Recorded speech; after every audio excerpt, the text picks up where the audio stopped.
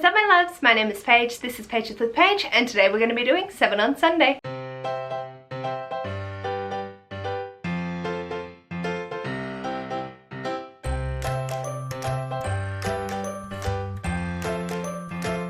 Sunday is a Goodreads group created by Grace from G Swizzle, and I'll leave a link to both the Goodreads group and Grace's channel in the description box below. So, this week's topic is all about duology recommendations. This bitch doesn't finish duologies apparently. What I'm going to do is I'm going to do 3 duologies that I absolutely love and adore, and then 4 that I've read the first one for and just waiting on the second. The thing about this though, when I was researching it to find what duologies exist, there were so many on the list that were originally duologies like Vicious and Vengeful but are now extended on. Throne of Glass was on there. There were so many of your popular YA series that started out as a duology and then got expanded on and expanded on. So I'm not confident. I'm just gonna let you know what they are and we'll go from there. So the first 3 are going to be ones that I have read, and the first duology I want to recommend is going to be talked about numerously, and I apologize, but it's Strange the Dreamer by Laini Taylor. So the first is Strange the Dreamer, the second is Muse of Nightmares, and I adored these. I think they are fantastic and captivating. I love Laini Taylor's writing. I just fell in love with these characters, and the story itself is so fascinating, seeing how they're progressing through the world and the mystery surrounding this whimsical place of weep, and I highly recommend it. I know some people were not as sold on the last book, but I think it's a fantastic duology and it just makes me happy every time I look at it. I also think that this is potentially going to be expanded on with the way that Laini Taylor's writing with Daughter of Smoke and Bone and all of that. I feel like there is going to be continuation on. It's not going to be just this.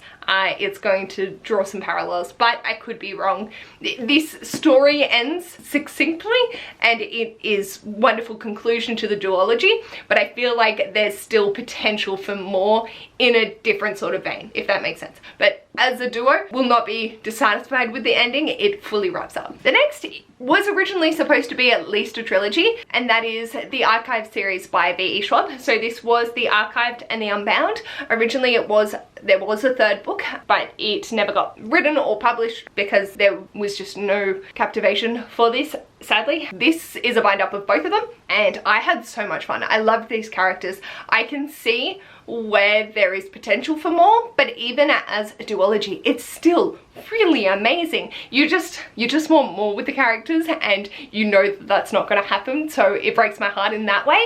But I adore these characters and this narrative was concluded. So I know that it was open for more, but there's not going to be. And then the final one, no one will be surprised by, the Criers War series by Nina Varela. So the first being Criers War and the second being Iron Heart. I adored Criers War so much when it came out. I immediately was like, Ash, I need the second one. When is it coming out? And it took forever to get into my hands, and then I accidentally didn't prioritize it and then had to wait, and this put me in a bookbuying ban because I didn't read it, and I'm like, what?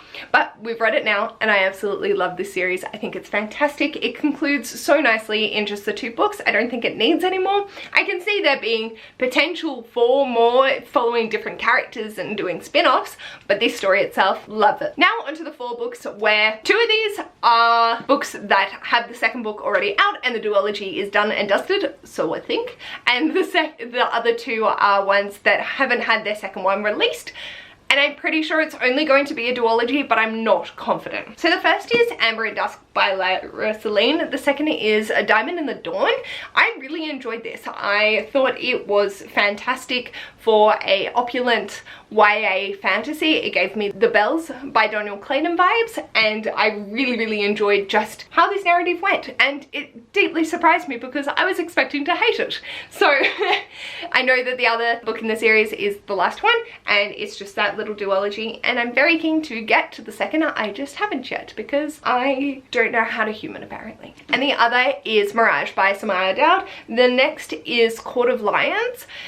The only reason I haven't picked up a physical copy of the second is because they did a cover change and it does not match the Crate edition that I got 2018. Right, so this came out in 2018 and it took me a while to get to it, and yeah, so they've done repackaged The new covers are absolutely stunning, but I just wanted something to match this.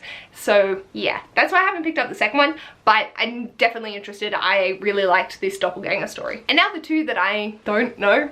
So I know, actually, let's go with this one first. I know Malice is going to be a duology, the second being Misrule, and it is coming out next year, and you can bet your damn fucking dollar I will be on that like so quickly when it comes out. I swear to God, if I do another Criers more, I am so keen for Misrule to come out.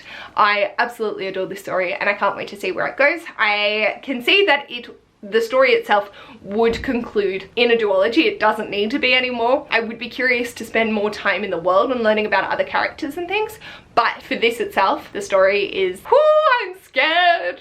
And the last book for this video, which I'm not sure, this is the one that causes me the most. Is this just the second book's been announced and it might go on to not be a duology, or is it actually just a duology? I cannot see any information, but that is This Poison Heart by Kaylin Bayron. I read this in September and absolutely adored it. I cannot wait for This Wicked Fate. And according to Goodreads, it's a duology. So I can't wait to get my hands on this second one and just, oh, I'm so excited to see where this story goes. Based off where this ends, there is enough room to keep it at a duology and finalize the story and it be done well. But if I was mistaken in one little fact, to conclude that in one extra novel would be quite interesting. So we'll see how it goes. It is a interesting contemporary fantasy that it's founded on a lot of Greek mythology, and I really enjoyed that. So these are my duology recommendations, even if it's just the first one.